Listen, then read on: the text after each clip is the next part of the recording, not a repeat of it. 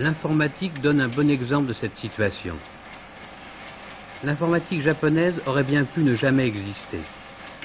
Après la défaite et pendant l'occupation américaine, IBM s'était installé et risquait, là comme dans d'autres pays, de conserver une large suprématie.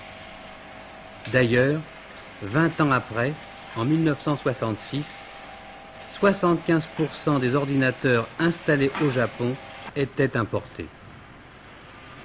Il y en avait alors 2000.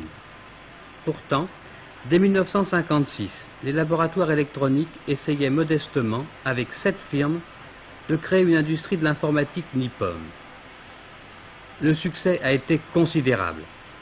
6 fabricants, dont Nippon Electric, Hitachi, Mitsubishi, Toshiba, achetaient des licences américaines et construisaient des ordinateurs. En 1967, sur 3000 machines, 70% étaient de fabrication nationale cette fois-ci. Déjà l'archipel avait atteint la 3e place derrière les USA et l'Allemagne et se situait avant la France qui n'en possédait que 2000. Ce n'était là qu'une étape.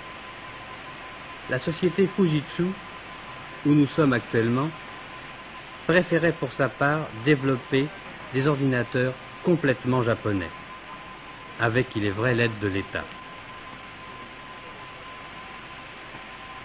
Elle propose maintenant, au Japon et en dehors du Japon, toute une gamme de produits qui vont des petits ordinateurs aux très grosses machines. Actuellement, IBM ne représente plus que 20% du marché et les Japonais s'apprêtent dès cette année à apparaître massivement partout dans le monde. Déjà en Suède, ils fournissent 25% du parc. Dans ce secteur clé de l'économie moderne, un nouveau concurrent de classe mondiale est né. Il semble que le Japon ait réussi son plan calcul.